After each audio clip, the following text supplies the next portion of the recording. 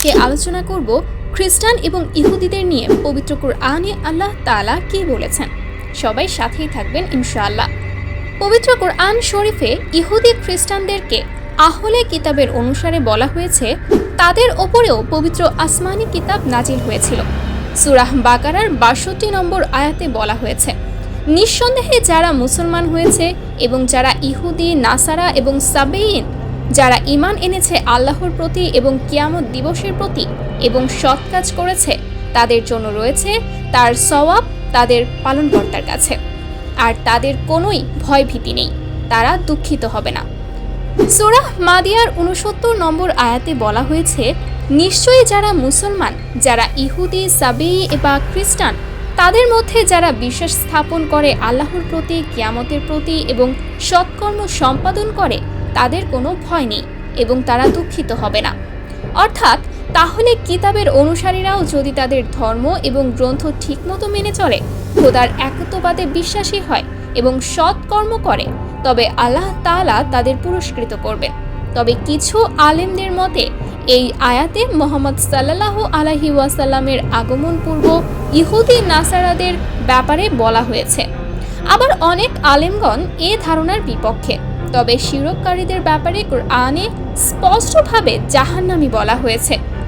সূরা মাইদার ৭২ নম্বর আয়াতে বলা হয়েছে, তারা কাফের, যারা বলে যে মরিময়, তনয়, মসিহ আল্লাহ, অথচ মসিহ বলেন, হে বানি ইসরায়েল, তোমরা আল্লাহর ইবাদত করো, যিনি আমার পালনকর্তা এবং তোমাদেরও পালনকর্তা। নিশ্চয়ই যে ব্যক্তি আল্লাহর সাথে অংশীদার স্থির করে, আল্লাহ তার জন্য জান্নাত হারাম করে দেন এবং তার বাসস্থান হয় জাহান্নাম।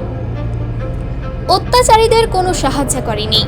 তাই যে সকল লোকেরা শিরক করে তারা আহলে কিতাব কিংবা মুসলিম হলেও জাহান্নামী। বর্তমানে অধিকাংশ খ্রিস্টানরাই শিরক করে থাকে। তবে খ্রিস্টানদের মধ্যে অনেক ভাগ আছে। এর মধ্যে ছোট্ট একটা অংশ আছে যারা নিজেদের নন ট্রিনিটারিয়ানিজম বা অ্যান্টি ট্রিনিটারিয়ানিজম বলে থাকে। এর মধ্যে ছোট্ট একটা অংশ আছে যারা নিজেদের নন ট্রিনিটারিয়ানিজম বা অ্যান্টি ট্রিনিটারিয়ানিজম বলে থাকে। এরা যীশু খ্রিস্টকে খোদার পুত্র কিংবা খোদা মনে করে না, বরং তাকে একজন নবী বলেই মানেন এবং তারা আল্লাহর একত্ববাদেও বিশ্বাসী। এছাড়া অধিকাংশ ইহুদিরাই খোদার একত্ববাদে বিশ্বাসী এবং ইহুদি ধর্মের সাথে ইসলাম ধর্মের অসম্ভব মিল রয়েছে। মুসলমান পুরুষদের ইহুদি খ্রিস্টান নারী বিবাহ করবারও অনুমতি রয়েছে। সূরা মাইদার ৫ নম্বর আয়াতে বলা হয়েছে, আজ তোমাদের জন্য পবিত্র বস্তুসমূহ হালাল করা হলো। আহলে কিতাবের খাদ্য তোমাদের জন্য হালাল এবং তোমাদের খাদ্য তাদের জন্য হালাল। তোমাদের জন্য হালাল সতী সাদী মুসলমান নারী এবং তাদের সতী সাদী নারী যাদেরকে কিতাব দেওয়া হয়েছে তোমাদের পূর্বে, যখন তোমরা তাদেরকে মোহরানা প্রদান করো তাদেরকে স্ত্রী করার জন্যে, কামবাসনা চরিতার্থ করার জন্যে কিংবা গুপ্ত প্রেমে লিপ্ত হওয়ার জন্য নয়। যে ব্যক্তি বিশ্বাসের বিষয়ে অবিশ্বাস করে তার শ্রম বিফলে যাবে এবং পরকালে সে ক্ষতিগ্রস্ত হবে। আবার সূরা বাকারার ২২১ নম্বর আয়াতে মুশরিক নারীদের সাথে বিবাহ নিষেধাজ্ঞা করা হয়েছে। আর তোমরা মুশরিক নারীদেরকে বিয়ে করো না যতক্ষণ না তারা ঈমান গ্রহণ করে। অবশ্য মুসলমান কৃতদাসী মুশরিক নারী অপেক্ষা উত্তম, যদিও তাদেরকে তোমাদের কাছে ভালো লাগে, এবং তোমরা কোনো মুশরিকের সাথে বিবাহ বন্ধনে আবদ্ধ হয়েও না যে পর্যন্ত সে ঈমান না আনে।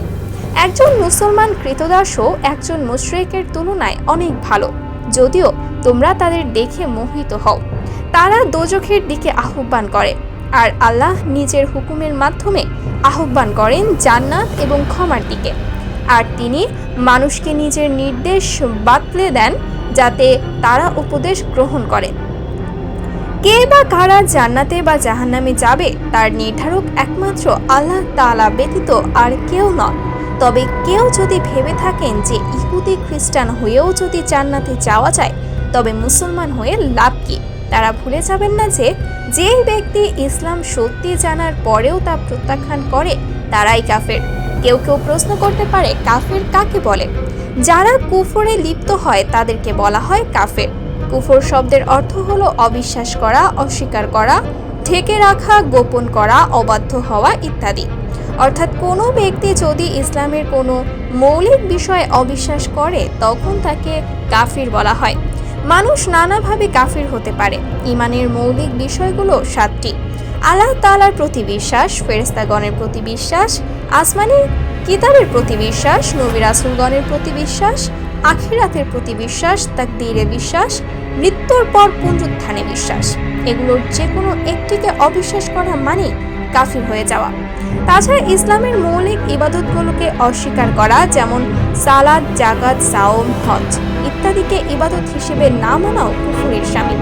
হালালকে হারাম মনে করা, হারামকে হালাল মনে করা, ইসলামের গুরুত্বপূর্ণ কোনো বিষয় নিয়ে ঠাট্টা বিদ্রূপ করাও কুফরের শামিল। এখন আসি প্রশ্নের উত্তরে। উপরোক্ত আলোচনার প্রেক্ষিতে ইহুদি, খ্রিস্টান এবং হিন্দু কোনো ব্যক্তির মাঝে এসব কোনো বৈশিষ্ট্য প্রকাশ পেলে সে অবশ্যই কুফরের সঙ্গে শামিল এবং সে কাফির বলেই পরিগণিত হয়।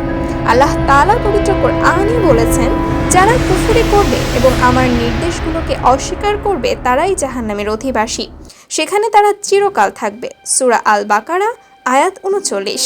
ধন্যবাদ আমাদের সাথে থাকার জন্য। আমাদের চ্যানেলটি সাবস্ক্রাইব করে রাখুন এবং কোনো বিষয়ে জানতে চাইলে অবশ্যই কমেন্ট করে জানাবেন।